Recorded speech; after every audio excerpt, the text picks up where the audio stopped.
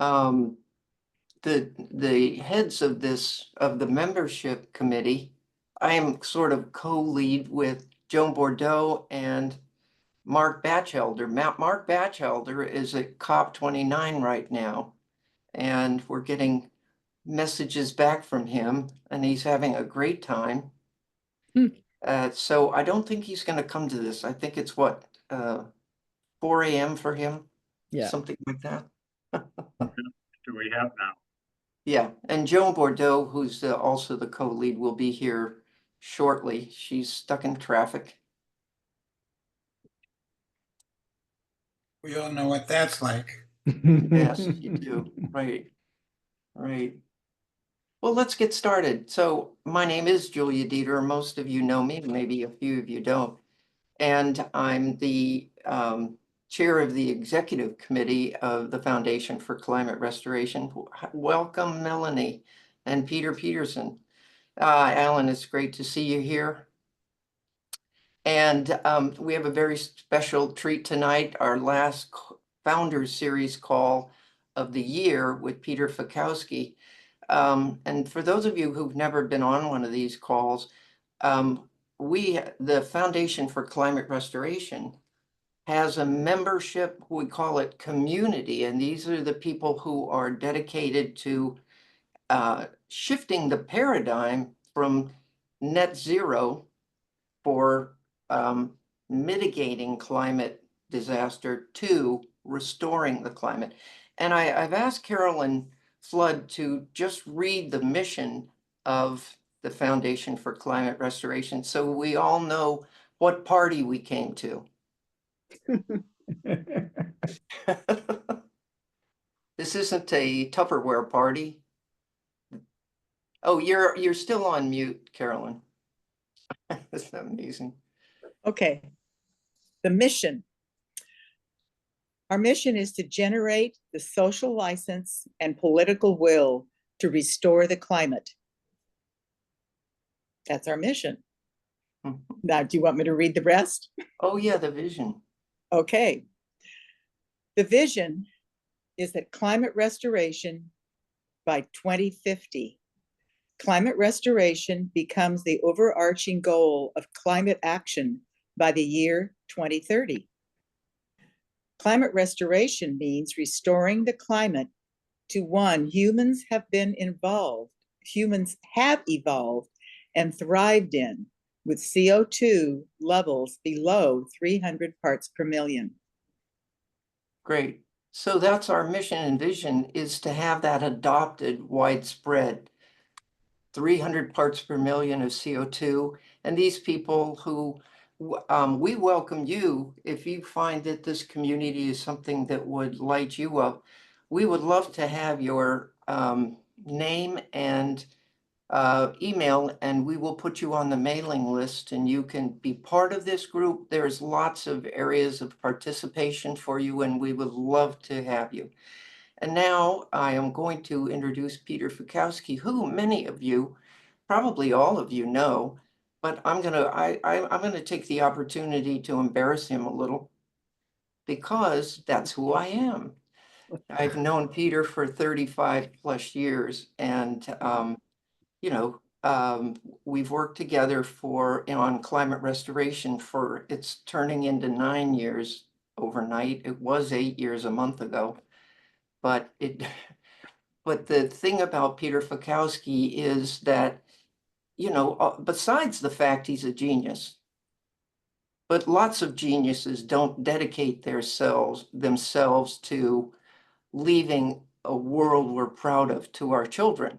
They do what they do, but this genius really took that on. And in that way, he's an ordinary man or woman just like you and I. And he has stepped up, and he's not a movie star. For me, he always gives me, Julie, you can step up further and further out. He is always that inspiration for me in my life, and we work together daily on this. So no further ado, if you would mute yourself if you haven't. Peter will speak for about 20-ish minutes, and then we'll have Q&A. And then the last 15 minutes, we'll have an announcement. So it's yours. The floor is yours, Peter. Okay, well, thank you very much, Julia. That's a wonderful introduction. That I stand on the shoulders of hundreds and thousands of people who've trained me, including yourself, over the decades. And I delight in the people we've got here, people who've worked with me for many, many years, and some well over a decade. So we all know that there was an election here last week, and a lot of us were very surprised. Perhaps all of us were very surprised at the outcome. And we're looking into a new future. And although the media tells us all these terrible things are going to happen, depending on what channel you happen to listen to, climate restoration's going to carry on full steam ahead. And I'm going to tell that's not something that you probably would have expected. And I'll tell you more about that. But that'll be in the second half of my little chat here. The first half is to tell you about what happened in 2024, this year. It's been a phenomenally pivotal year for climate restoration. And I tell our leaders that at this point, there's no way that we're not going to do it. I look at all the pathways that are needed, the funding that's needed, everything is there. It's not honed, just like my Friday night dinner is, I know it's going to happen, although there's a lot of details that are yet to be worked out. Now, climate restoration might happen before 2050, 5 years earlier, or 5 years later, but it's going to happen. And so write down your questions. I'm sure you have a lot of questions. So climate restoration is truly becoming an idea whose time has come. That's just phenomenal things have happened this year. MIT is the first institution in the world now to create an atmospheric restoration mission. And so now, if someone wants to work on atmospheric restoration, which is exactly the same as climate restoration, just in more scientific terms, they don't have to worry about being the first one out of the gate and being embarrassed. MIT did that in February this year. The Bezos Earth Fund also became to my knowledge, the first funding group to offer money for solutions that restore pre-industrial CO2 levels. Up until now, all the funding has been for stabilizing CO2 to remove, some of the CO2 that's being emitted. Bezos broke the ice and said, you know what? We actually want projects that will restore. It sounds small, but it's huge in the field. It makes these things possible. And then just last week on election day, a congressional resolution was introduced into the US Congress calling for it's the sense of Congress that the US is committed to restoring a safe climate for our children. Now, it's been introduced. It has 4 co-sponsors. And we had a similar one introduced about 6 years ago, maybe 8 years ago. And this one has 4 co-sponsors already. And I think we can get Republican co-sponsors as well as Democrat. Now, so along with the fact that institutions are beginning to adopt climate restoration, in my Google feed, my Google alerts, every day now, there's climate restoration discussion. It used to be about twice a quarter. Now it's every day. And it used to be superficial. Now the mentions of climate restoration refer to real climate restoration most of the time. In terms of science, over the last year and a half, I've been developing our Pinatubo CO2 pause paper. And Chris Vivian is on. He was the first person to work through it and put a lot of time into it and really advanced it. Chris, thank you, thank you, thank you. Chris was the head of the London Protocol for I think 2 decades, and retired from that about 2 years ago. And so, everyone give your blessings to Chris. This is so important. He wasn't pleased with it, but because of his criticism, it's made a lot of progress in the last year. And with regards to methane, there have been experiments in the last year that have been published showing that iron salt aerosol actually in nature is reducing methane levels. So it's been proven that it works in our actual atmosphere on our actual planet, not just in models and not just in laboratories. That's phenomenal. The result of this is we now know that we have very likely pathways that will restore the climate. Now, there's always the unknown unknown, so we could fail. But it's sort of like, again, my dinner Friday night. There might be some reason that we can't have dinner here Friday night, but it's a good bet. Now, then after the science, we've now got projects. So we're the Pinatubo pause, the Pinatubo CO2 pause. It refers to the fact that in 1992, CO2 levels on our planet stabilized. They had been going up, and after the Pinatubo eruption, the volcanic eruption in 91, they stabilized for a year and a half, and then they went back up again at pretty much the same rate.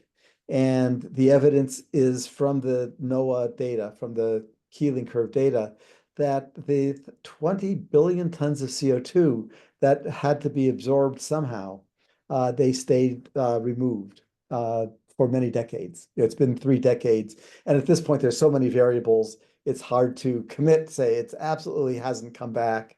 But there's no evidence that it's come back, which is very exciting. And so we're working with the Philippine government to do a replication in their waters to figure out how to optimize what it takes to restore CO2 levels the way nature has before ice ages. I think you've all heard me say that our planet goes through nature removes CO2 at the level we need to remove periodically over the last million years 12 times. And so there's no physical reason we can't do the same thing. And if you think about it, again, maybe put yourself in my shoes, that when nature did it in 1992 and removed 20 gigatons of CO2, there was an eruption, and essentially nature threw dirt in the air. And it came down in the right place and the right time and removed 20 gigatons. And we think we understand what it was that allowed that to happen, because we haven't measured that in any other volcano, which is only in the last 60 or 80 years. Although we've seen it smaller effects in other volcanoes. So that replication is underway. We've gotten initial funding, and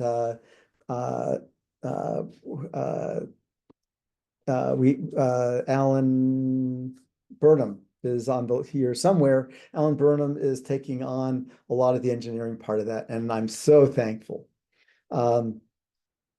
Okay, so the Pinatubo pause. We have an exciting project going with that we're beginning with Jet Propulsion, JPL, with the European Space Agency and the British Aerospace to design and build a satellite for measuring CO2 removals. So there's lots of satellites that measure emissions, but measuring the removal is a seriously different measurement than emissions, because you're measuring over 100 kilometers, maybe 200 kilometers. And so having a satellite that daily is measuring how much CO2 is removed in places where either nature or people are doing ocean fertilization is very powerful, because you can optimize it. And it will also be designed to do the same thing with methane. So I tell people it's sort of like putting a speedometer in a car. Once you put a speedometer in cars, back in 1910 10 or something, the boys started racing them. You couldn't stop them. So once we have a meter for measuring how fast people are removing CO2 and methane, I don't think we'll be able to stop the boys from finding out the fastest and safest way to do it. So that's very exciting. And we have a funder who promised that he would get the funding for it. So, yeah, and he's very excited about it. He actually has been working on methane oxidation. Okay, so that's last year. Not bad a year, huh? Satellites and methane test demonstrations. This year, people are pretty grim, but the good news is that we have our resolution introduced in Congress, and it's an opportunity for people to promote that. But the really good news is that of all the plans that the new administration has in mind, none of them will reduce the activity on climate restoration. Why? Well, because the government gives zero funding for restoring the climate. It's not, it's not clearly permitted by the UN. It's probably permitted, but since it's not explicitly permitted, because the UN says we should stabilize CO2 levels, no one wants to fund it. There's people can fund science, but not the implementation. So the implementation will carry on, and this year we've gotten very clear and talked to a lot of wealthy families and said, the natural funders for climate restoration are the beneficiaries. And families like us, I think everyone here is part of a family, we care about our children. Now, governments don't have children. They have taxpayers who want their streets paved, and they have lobbyists who want jobs and handouts and so on. And corporations have shareholders. They don't have children. The shareholders want to retire. So by making it very clear as we move forward with the resolution, that the resolution is not going to require any costs from the government. We can take the current spending of zero and keep it, and we'll be fine because we have the funders who are committed. What happens is when you ask the government or a corporation which doesn't have a vested interest in future generations to fund a benefit for future generations, what they do is they do greenwashing, right? Because they say, this is, my job is to get you off my back. The government doesn't say my job is to reduce CO2 levels. So that's very exciting. I think it'll appeal to a lot of people in Washington that they can keep spending money on the things that their voters want them to spend money on, and then they can trust people like us to invest our money and convince our wealthy friends and families to invest the money. It comes out to about a penny a day per American. So it's not very much. Even those of us who aren't on tight budgets can afford a penny a day. And so here's what we have queued up for 2025 is to develop the OIF test, the ocean fertilization test in the Philippines, as I said, with the Philippine Coast Guard. And it's designed to shift right into full-scale operation, assuming everything goes well. It's sort of like when someone builds a factory, they build a pilot plant, but they have the design of all the full-scale plants too, so they know what problems they need to solve. And we're developing the funding pipeline that I just mentioned from families and family offices, and even sovereign funds, because a nation such as Denmark, which has a sovereign fund from the money that they earned in oil, that fund is committed to the well-being of future generations. And so they're natural funders also of climate restoration. This year, we expect to get the satellite design and funding in place, get the methane oxidation pilot projects in place, and we're developing a new organization called the Climate Restoration Implementers Forum, which will house the safety and governance, the rules of the road since governments don't have an intrinsic interest in restoring a safe climate, it's naturally to be something that has to be organized by the nonprofits and families. And the Implementers Forum will organize that in one place to make sure the environmental impact and the clear funding, that make sure that the funding is impeccable, that all happens. So 2025 is going to be an exciting year. There's an opportunity for everyone to play and promote the resolution, write op-eds, especially this narrative that it's not going to require government funding is a new narrative, and it'll take us certainly a year to develop it and make it strong. So write your letters and talk to your friends. And as I said, if you have friends who are interested and able to put money in for the Philippine project or the upcoming methane oxidation, then it'd be great to get them involved in one of our funds. And just a reminder, at the moment, the Foundation for Climate Restoration isn't allowed to support any kind of government endorsements. So if you do write a letter, take a minute, literally it's just a minute, to join Citizens Climate Lobby, give them your name and email, maybe phone. And now if you publish a letter endorsing the resolution, do that as a Citizens Climate Lobby member, because they're authorized to do that. And that is my 20 minutes, and we're ready for questions.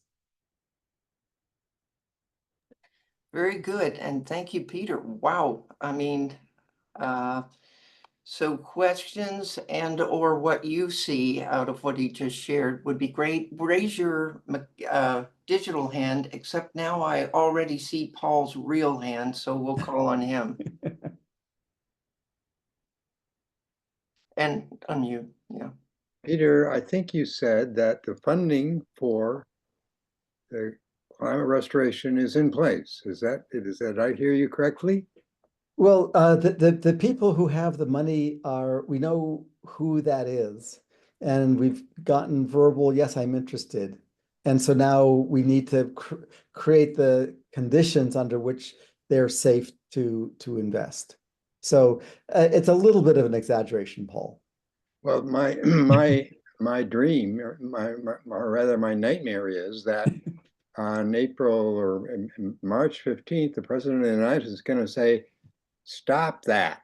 You can't do it anymore. I don't care if you have the funding, you can't do it. He could do that. And he has, there's at the moment no legal way for him to enforce it. And I don't think there's any reason to, because even the new president has family, and the stories say that he cares a lot about his children. So I got your concern. If that happens, we will deal with it. We have a lot of lawyers who are coming to work with us. Oh, good. I hope they're smart lawyers. Yes, I hope so. Thank you, Paul. That's great. Cynthia. Well, I just want a little bit more clarification about, so the satellites, are they on the west coast of California that are going to be measuring the CO2 levels? The satellite that's being designed, it's similar to it, but it scans the whole planet. And so if here's the planet, and it's orbiting north to south, and the planet rotates underneath it. So it stays stationary, and the planet rotates, and it gets pictures of the whole planet every day. And then it's collecting data regarding the removal of CO2? Yes, yeah. Okay, and this is just out there now. So is there proof that it actually works yet? We've been working with the Orbiting Carbon Observatory from JPL, from NASA, and we've measured with great accuracy the CO2 that was removed after the Tonga volcano about 2 years ago. And so we showed the measurements to JPL, and they were amazed. but it's a very, very clever algorithm, which I'm proud to have been part of developing. But it's been demonstrated to work to everyone's surprise. Oh, thank you. Yeah. Thank you. And I see Barbara Bramble, you're on my screen. Go ahead. Hi, Peter. Thank you very much. I'm up here in Maine. You met me at John Fitzgerald's house a couple of years Yes. ago. I'm with National Wildlife Federation, just so you know. And we have a lot of funding from the Norwegian aid agency, but that's basically got a lot of their sovereign wealth fund in it. Is Norway involved in this yet, or should we be talking to them? Please talk to them. Yes. Okay. Yeah. And then secondly, do you have all the things you referred to in some list of references that would be easy for me to find and send along to my colleagues? Carol? I would really like that. Carol, will you nod your head? Take yourself off mute, Carol. As everyone knows, I think Carol's my co-author. And, yes, that can be arranged. yeah. I would love it. Thank you. And let Thank me you. know or let everybody know where to Yeah, find it. Carol, do you have Barbara's email? I don't. Okay. Carol, put your email in the Yeah. chat, and Barbara, you two I will connect. do the same. Yep. Yeah, Right. and then make sure we do it. Yeah, we've got a lot of things coming over the transom, but what you asked for is very important. Great. And let's go back to Brian. He hasn't been called on yet, right? Yes, Brian.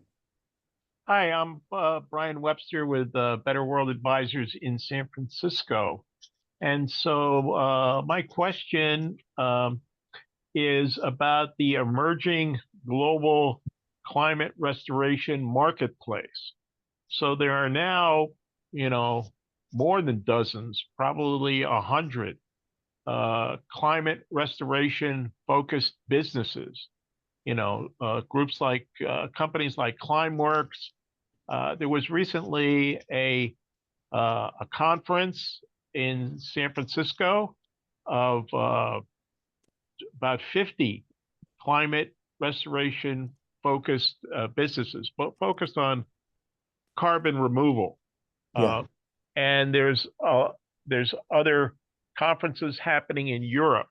So what I see is an opportunity for in the very near future for the development of an international conference, a business market conference that would, because every industry develops its own, national or international conference that brings together the major businesses in their industry, the major spokespeople, intellectuals, and also political policy people, and they bring them together all in one place.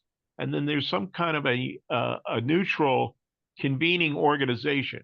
Of course, these conferences are run by professional conference production vendor companies, but what I see as an opportunity for the Foundation for Climate Restoration to develop and convene an annual international conference, San Francisco would be an ideal place because it's both an international city and a California city and a national city, to bring these players into a 2-day, once a year thing that would facilitate and accelerate the marketplace for climate restoration. What I see as the emerging climate restoration market. Where should I put them?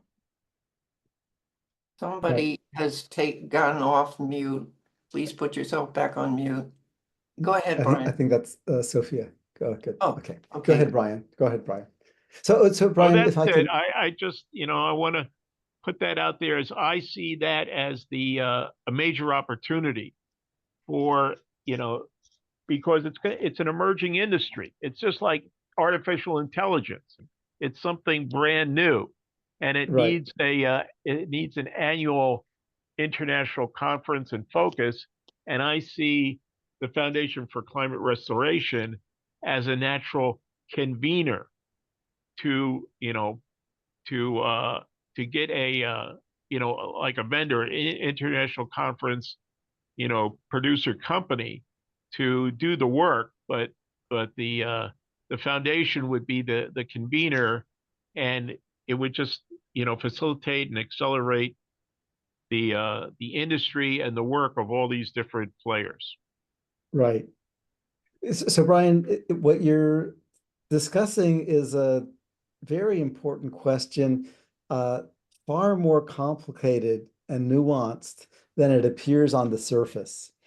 I was describing it to a Citizens Climate Lobby colleague of mine this morning, and he started getting it, which is that the methods that can, if we're going to restore a safe climate by 2050, if we're going to be removing CO2 60 gigatons a year by the end of the decade, we have to make sure we fund the methods that can do that. And at the moment, there's only one method which has any chance of scaling up, and that's the ocean fertilization.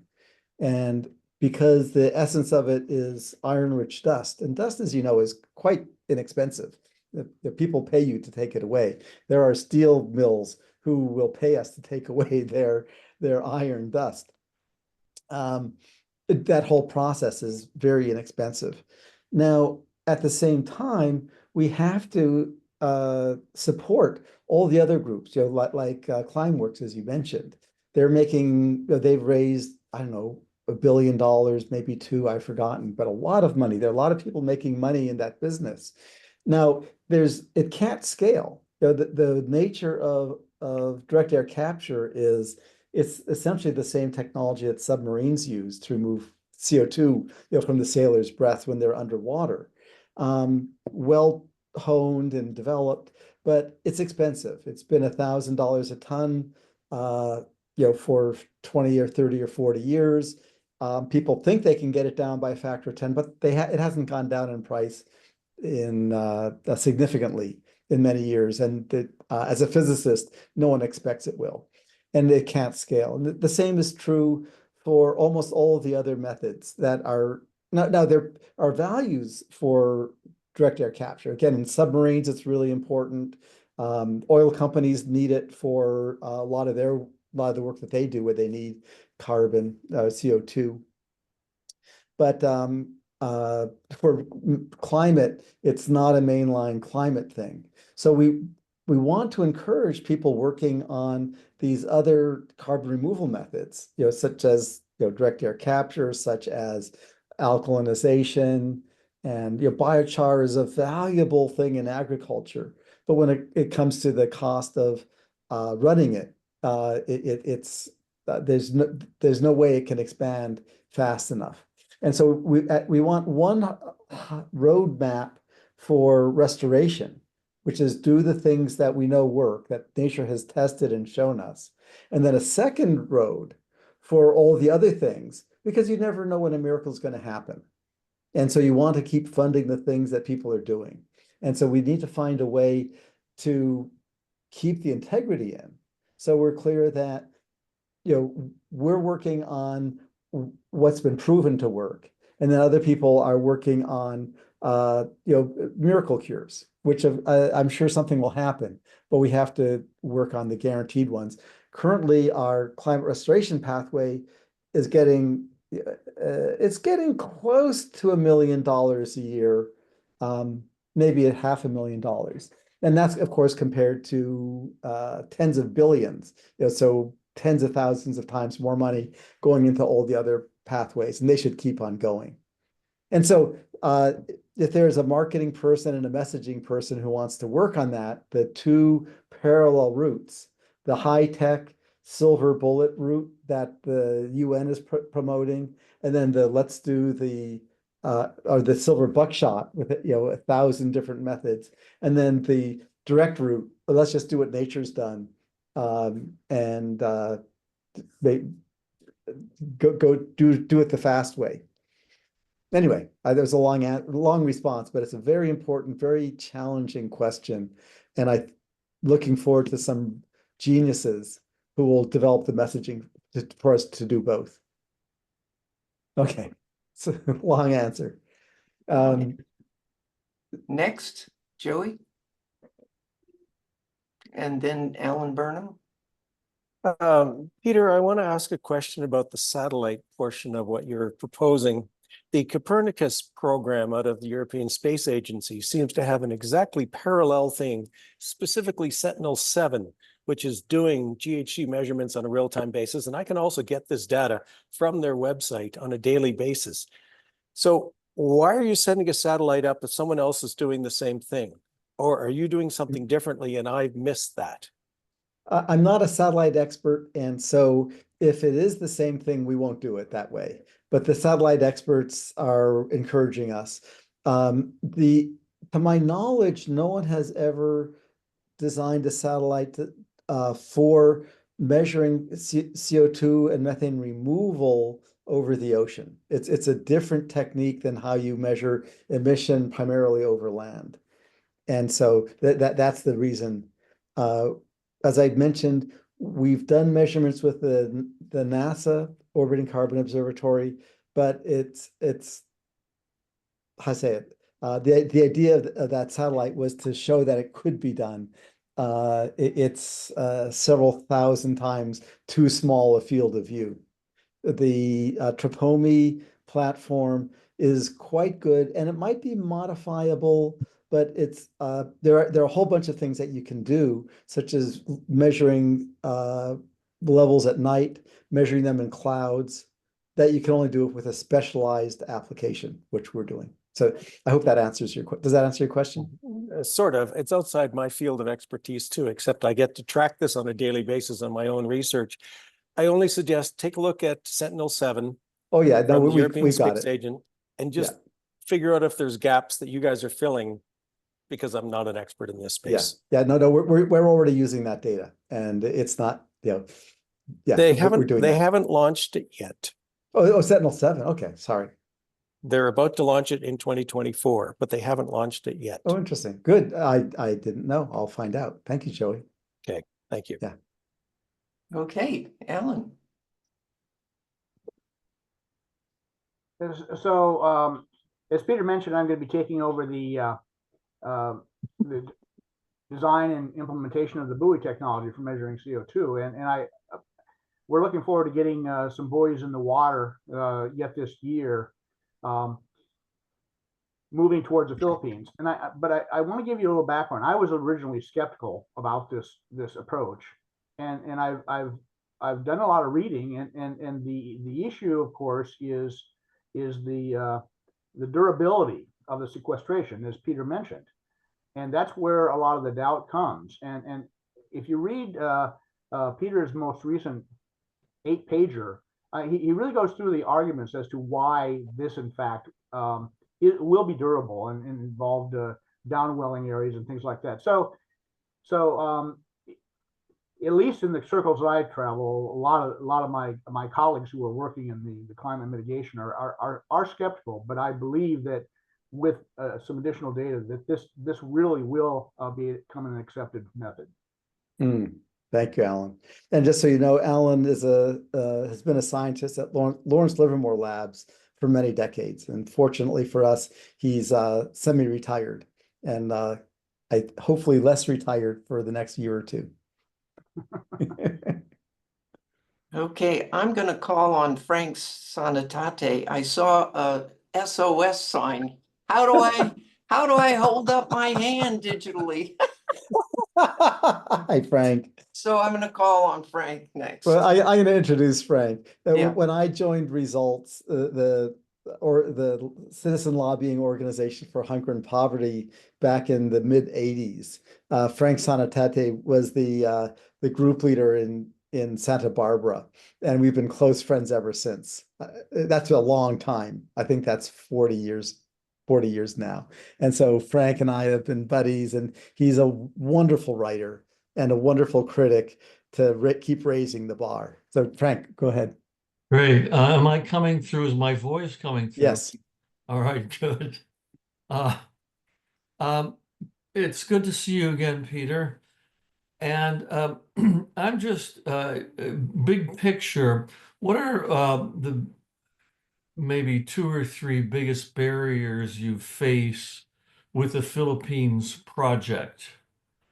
And how do we overcome them?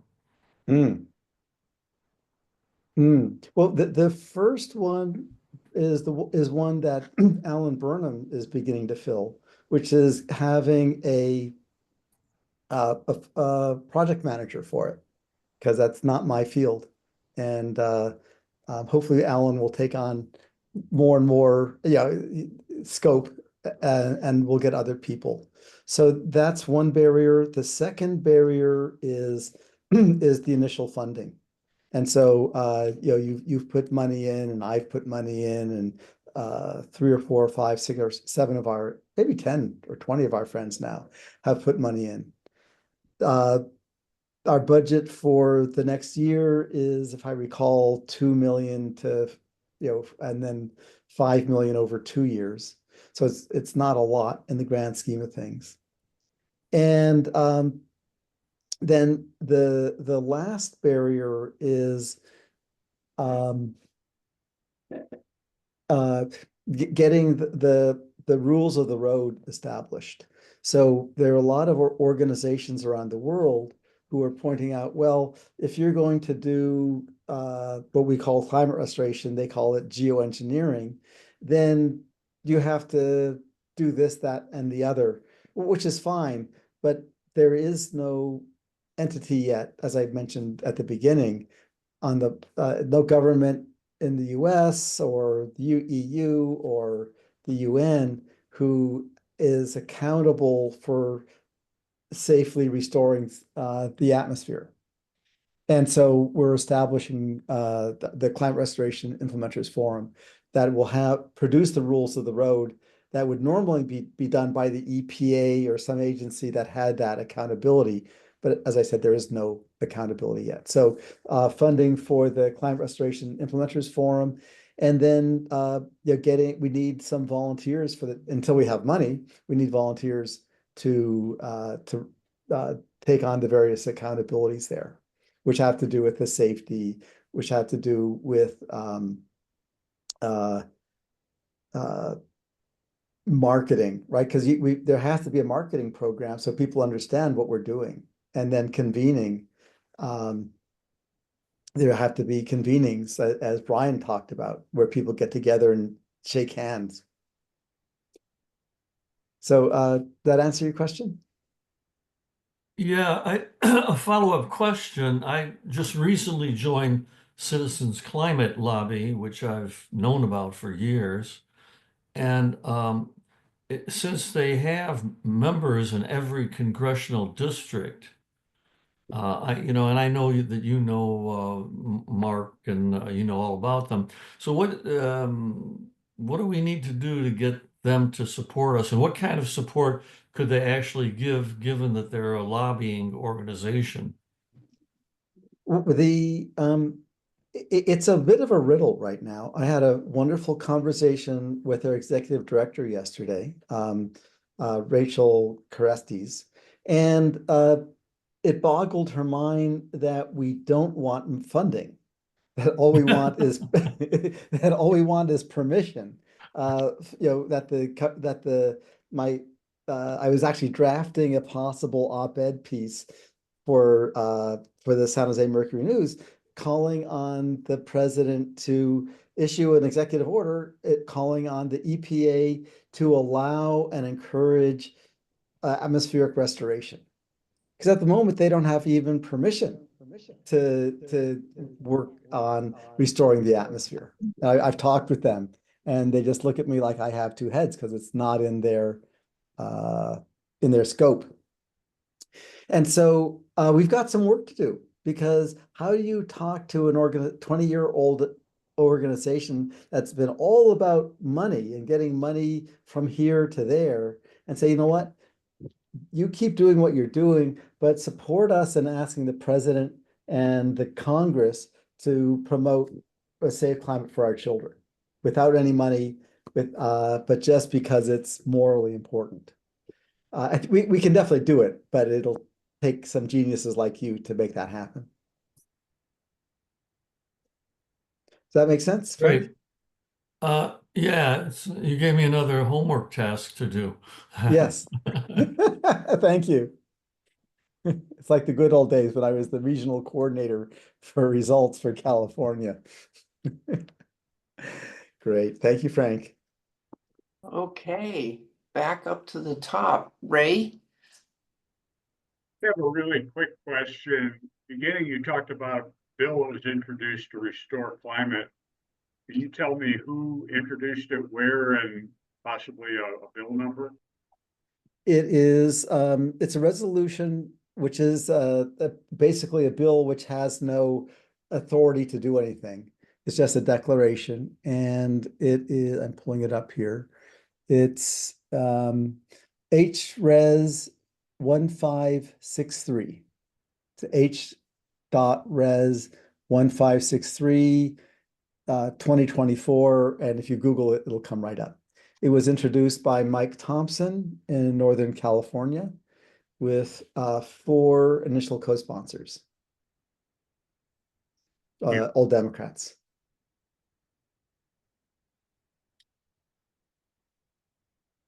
Very good. So Peter, that people's hands are not up any longer, and it's right about the time we want to move on to what's next. So Peter, any closing remarks out of the questions and everything that you'd like to say? Well, just thank you. We've got work to do. You know, it's fun to be on a winning team. We actually have no opposition. It turns out that I have on strong authority that in 2019, Trump was seriously considering funding OIF. And I hope he doesn't this time. But the point is that his administration is sympathetic to something that will reduce CO2 levels. The reason I don't want him to do it is that would turn it into a political football. I think, if you think, hopefully you all agree that we would much prefer people like us to fund it, because that way it's not neither left nor right. It's just a thing that parents do. So think hard. A lot of what we do is counterintuitive, and I want you to know I know that, and I take full responsibility for all the headaches that we're causing. And if you need a bottle of aspirin or tell me and I'll send it to you. Very great. Cynthia, and I'm not going to call on you. And bless you. We need to move on to the next part of the program. I'm going to turn it over to the board president of the Foundation for Climate Restoration. And thank you, Peter. Absolutely. This is fantastic. Thank you. Where are you, Alan? I'm here. Ready? There you All are. right. Thank you. Thank you. Can you, hope you can see me. And I am off mute. Thanks again, Peter. That was great. Thanks for participating in our founder series. So I want to introduce fundraising, and we're calling it Giving Tuesday campaign for right now. Giving Tuesday is coming up on December the 3rd. And so the reason we want to do fundraising is that the Foundation for Climate Restoration has always been about creating the voice for restoration. And we want to expand that voice that the climate could and should be restored. And to do that, we do have to do some fundraising. Our fundraising is a little bit different than the fundraising Peter talked about. Peter's putting boats in the water or doing buoys and things like that. The Foundation for Climate Restoration is doing their fundraising so we can expand our voice that the climate should and could be restored. And the money that we do raise, somewhat along the lines of what Brian was talking about, we'd like to start doing some conferences and media presence. Specifically, we have on our strategic plan for next year to hold a conference with for young people. And we have an organization, well, it's part of our organization, the Youth for Climate Restoration. And they're young people who very much would like to see the climate restored. And we think we can assist them and fund them in doing a major conference next year, which will probably be in the Bay Area, Brian. So that's one of the reasons why we're doing fundraising. Along those lines, I'd like you to hear from them so you get a sense of what I'm talking about when I talk about the young people that are involved in the Foundation for Climate Restoration. So Myra is our administrative assistant. And Myra, if you could key up the video and screen share it, listen in. Alrighty, can everyone see this? Yes. Excellent. Oops. That's my phone, sorry. I think the first time that I really started to feel climate anxiety was in elementary school. When I was in 3rd grade, it was terrifying. A really scary thing for me to think of, and that stuck with me for my entire life. It made me feel hopeless, a sense of impending doom. Obviously, there's only so much one person can do. It's the feeling that I'm not doing enough. It's really been fulfilling getting involved with F4CR and starting Y4CR, or Youth for Climate Restoration, because I know that this is a scalable program that can really make a difference. When I posted a link to our recruitment and saw within an hour people were signing up, that was really special for me. I really felt for the first time like I was taking a step towards the person that I want to become. Funding for Y4CR will obviously give us a much larger capacity for what we can achieve. Through more funding and opportunities for conferences and scholarships, we have the ability to make a bigger impact, and that makes climate change a little bit less scary. Climate restoration, what I didn't realize before joining F4CR, it's a real possibility that offers a lot of hope to my generation, and I feel like everyone deserves to hear that, especially those who are struggling with climate anxiety. By being part of this youth program, I've been able to overcome that feeling, knowing that I'm doing as much as I can.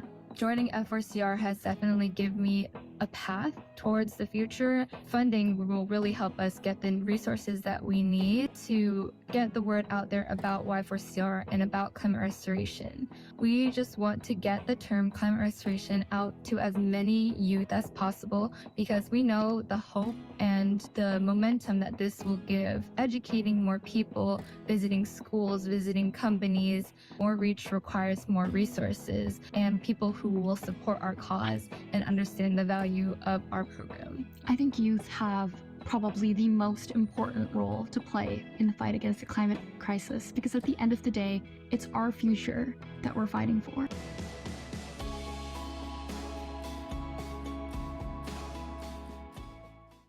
I think the first. So that's what we're about. That's what we're fundraising for, to give these young people who are amazing a louder voice. And if you are in support of that, and that's an investment you'd like to make, we highly encourage you to participate in our Giving Tuesday coming up December 3rd. Now, I think, Myra, you can put this landing page where you can make your donation into the chat.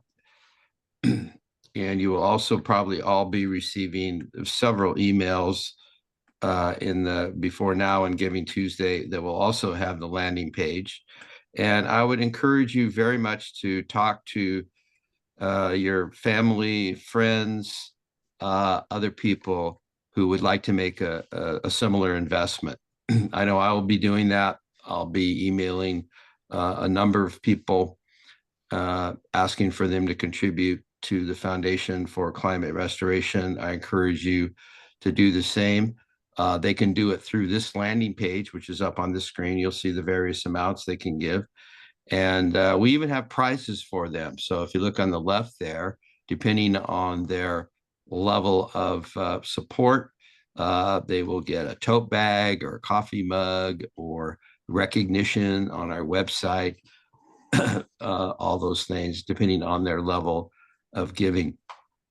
And also, if you go to the landing page, you can watch the video of Diane, which is on the screen right now. Also, if you just want to refer them to our website, f4cr.org, they can also donate through that. And Myra, correct me if I'm wrong, but I believe the website will link to the landing page as well, or do they have to go directly to the landing page?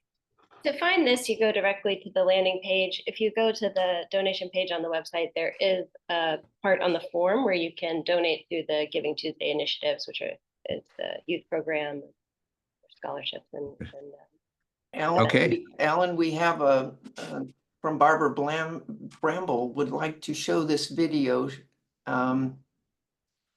at the NWF.